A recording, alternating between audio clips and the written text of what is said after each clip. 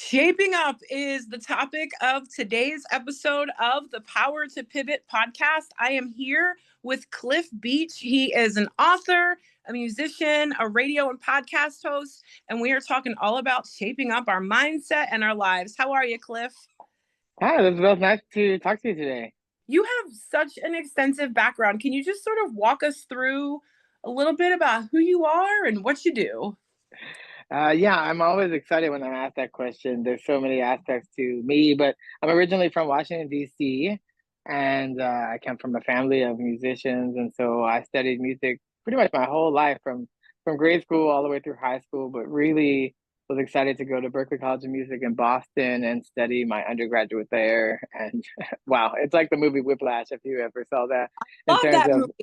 yeah, the intensity of studying music at the conservatory level. But it's great because I think what it did as a through line for my life is created an aspect of practicing and discipline, which then led through the last 20 years of living in Los Angeles and working on music, just learning about the journey, which is a nonlinear path. And so I started my band in 2003 after getting kicked off American Idol. And I was like, forget you, I'll start my own thing. And so I did. And so I had a band, the Moon Crickets, from 2003 to 2006.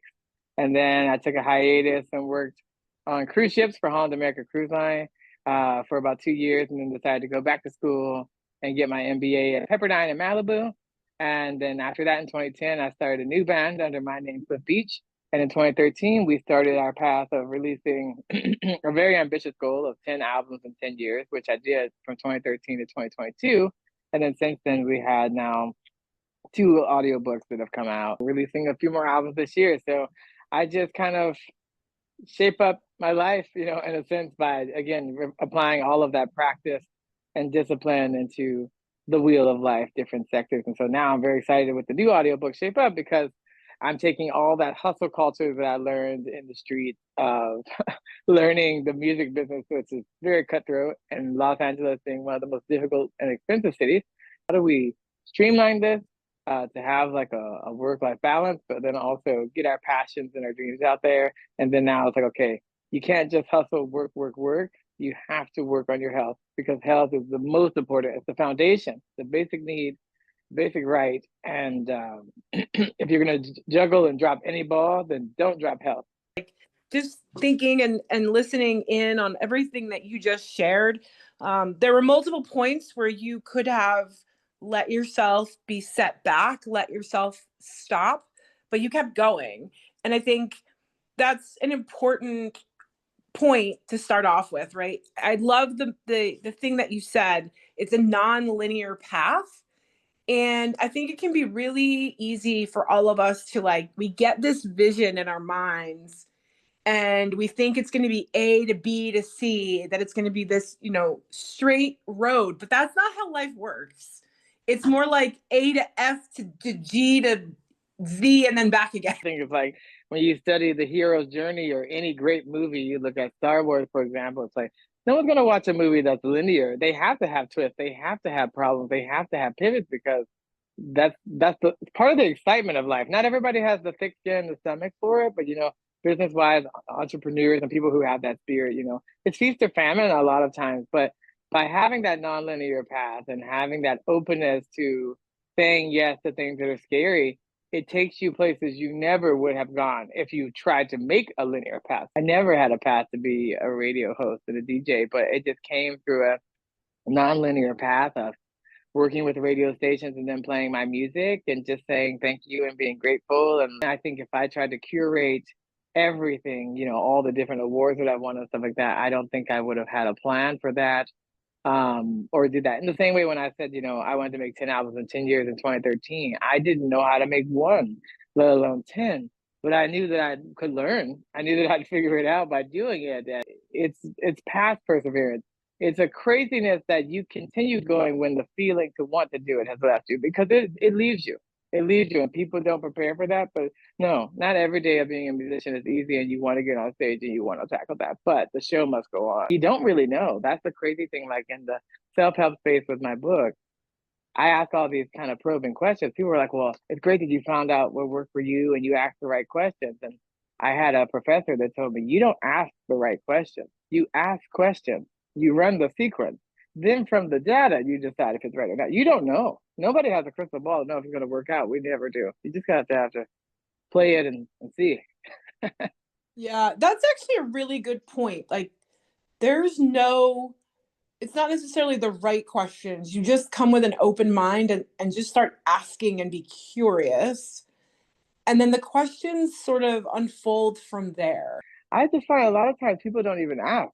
They don't ask the questions. Like with weight, people are like, is this the weight that's best for my body? Am I eating this? Is this the best thing for my body? Like people are not asking those questions. We do so many things on autopilot that are mindless and things that we don't even realize like why we're doing them anymore. Like for years, we all grew up on the food pyramid, and so we ate the way that we were told. And then now we find that has been debunked as a myth, and there was never science behind it, and people paid and lobbied to have that out there. But you have to realize that we are AI in a way, and how we can solve problems by thinking about solutions. We're solution oriented people, but also we're computers. We are software and we are hardware, and you need to constantly upgrade your systems. You need to constantly upgrade yourself, essentially.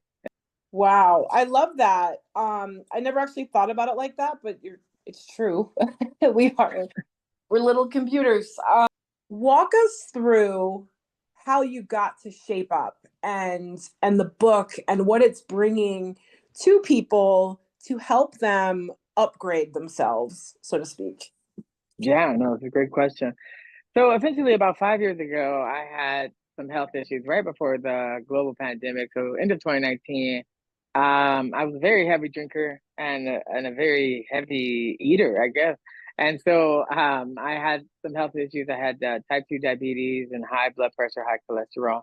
Basically, I knew that I needed to lose weight, and I was definitely not living a healthy lifestyle. And so I decided to stop drinking about 5 years ago. So I've been sober now for 5 years from alcohol. And then a few years into that, like I had lost some weight, but still was taking, I started taking one pill, then two pills, and three pills. I was up to about five or six. And the sixth pill that they gave me, I had an allergic reaction, so I couldn't take it. And so I was like, well, you told me that I need to take this pill. I can't. There really is no alternative. So the only alternative I could find was like, well, I need to figure out if I can reverse disease and get off medication altogether. And unfortunately, my doctor, like they always told me I need to lose weight, but they never told me how. And they didn't like connect me to any resources. So essentially with insurance, I just decided to get a dietitian, nutritionist. And I was like, I know whenever I have been healthy in life, when I worked on nutrition, it was very helpful. So I got with a dietitian. I said I want to lose 50 pounds in 5 months, which I did from July 5th. Congratulations. Thank you. Yeah, from about July to November. And so now it's been about a year and some change that I've had the weight off, which is great. And so I'm just trying to champion with Shape Up that people of any age or any size or any kind of ailment can do better. Now, I don't say that people can just reverse anything anytime.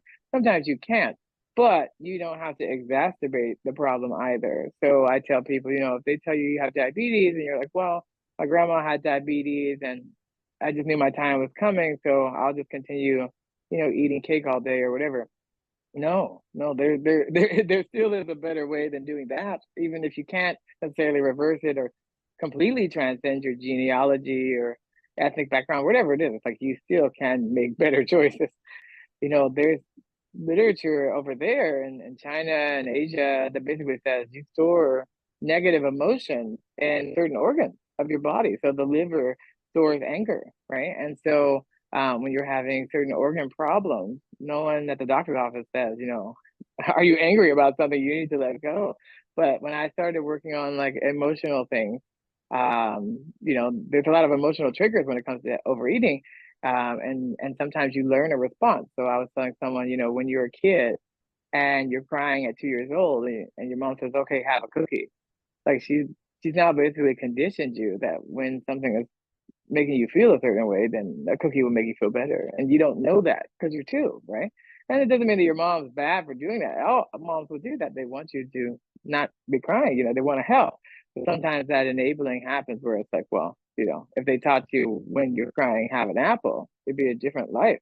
And I'm not saying for everybody it's like a linear path to that either. I'm just saying, there are things to think about. Again, we ask questions like, is this happening? Like, am I eating because I'm actually hungry, or am I eating because I'm bored? That's a question that happens. Am I eating because I'm hungry, or am I actually dehydrated? Sometimes that happens. Am I eating because I'm tired and I need more sleep? These are things that you can ask yourself and then figure out from journaling and just walking that path if it's working for you or not, and make adjustments. Um, it can be very, very frustrating at times with dealing with physicians, and I know that I've gone and I'm going through similar things, with medications and doctors telling me you'll never come off of these medications, and in the back of my mind I'm going, watch me, just watch me. I'm going to figure it Mm-hmm. out. It's an important message that you are sharing, because we have way more power within us to make these course corrections for ourselves. And again, to your point, like, it doesn't mean that you can 100% cure everything, but you also don't have to necessarily be the statistic.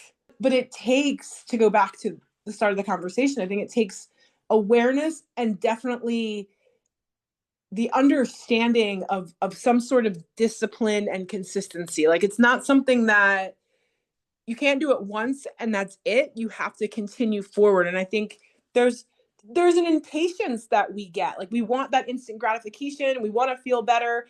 And so after like one or two times, we're not getting what we think we should be out of it. So we try something different. And we have a culture that's now built on instant gratification. Have it your way, have it now.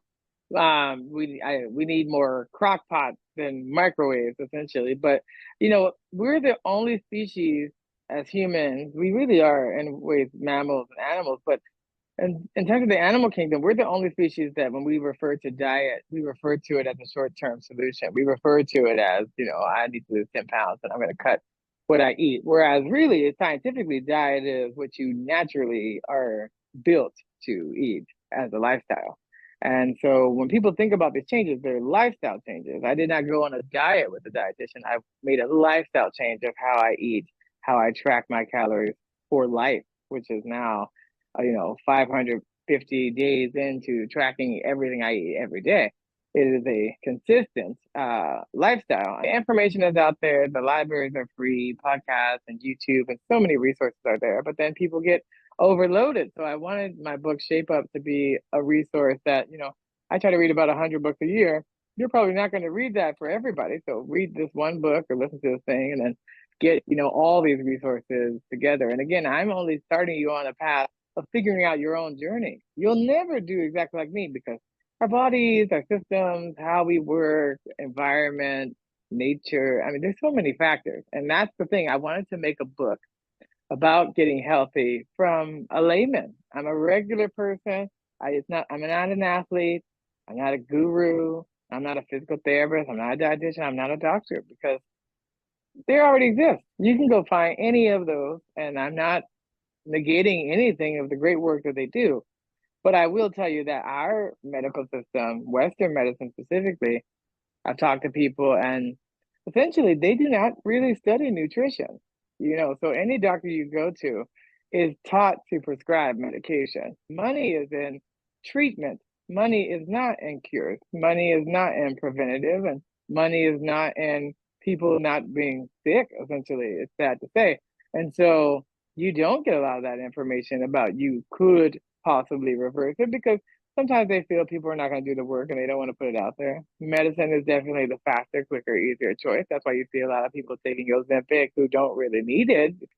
Nutrition is 90% of most disease, but they don't study it because they want to prescribe pills. So it's like they created this cycle where it's almost impossible to reverse anything. Because for years I kept saying I want to get off medication, and they didn't. And even when I got to the very end, where all the lab work said I'm good to go, they still wouldn't let it go. They couldn't let go of that mindset. You don't actually get better. You just keep getting more medication. It's like it creates other issues that they don't tell you about. And if you get in an accident, or uh if you need surgery, we do that well. We do triage and we do surgery. We know when to cut and what to cut and how aggressive to be.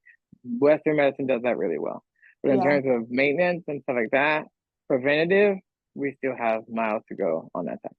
Yeah, 100%. And I appreciate again that you sharing all that. I a bunch of years back went through similar situations. Was having chronic pain, was diagnosed with fibromyalgia, um, and was on some medication, but then we were just chasing symptoms and the brain fog. And I was struggling